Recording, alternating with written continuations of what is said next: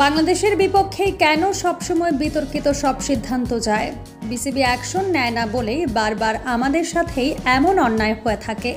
এবার অন্তত বাংলাদেশ ম্যাচের আম্পায়ারদের নিয়ে নালিশ করা উচিত আইসিসির কাছে। তাহলে পরবর্তীতে এরকম ভুল সিদ্ধান্ত দেওয়ার আগে কয়েকবার ভাববে আম্পায়াররা। এবার বাংলাদেশ দক্ষিণ আফ্রিকা ম্যাচের আম্পায়ারিং নিয়ে মুখ খুলছে মাশরাফি মর্তুজা। দক্ষিণ আফ্রিকার বিপক্ষে সহজ একটি ম্যাচ হেরে গেল বাংলাদেশ। আম্পায়ারদের দুর্নীতির কারণেই মূলত হেরেছে টাইগাররা।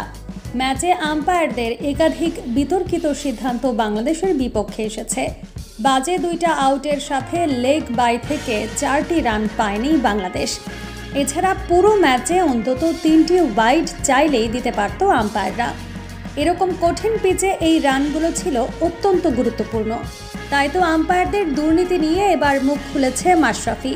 তিনি বলেন, বিশ্বকাপে সবসময় আমাদের সাথে অবিচার করা হয়। আম্পায়াররা সবসময় বিতর্কিত সিদ্ধান্ত দেয়। বাংলাদেশের বিপক্ষে কেন সবসময় বিতর্কিত সিদ্ধান্তগুলো আসে? এরকম ভুল সিদ্ধান্তের কারণে বিশ্বকাপ থেকে এর আগেও আমরা বাদ পড়েছি। এবারও একই ঘটনা ঘটল।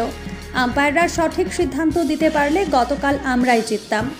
বিসিবির উচিত আম্পায়ারদের নিয়ে আইসিসির কাছে নালিশ করা, তা না হলে এগুলো চলতেই থাকবে। বিসিবি পদক্ষেপ নিলেই সামনে এগুলো করার সাহস পাবে না আম্পায়াররা। দুর্নীতিগ্রস্ত আম্পায়ারদের সরাতে হবে। প্রিয় দর্শক, মাশরাফির সাথে কি আপনিও একমত? বিসিবির এখন কি করা উচিত? কমেন্ট করে তা জানিয়ে দিন।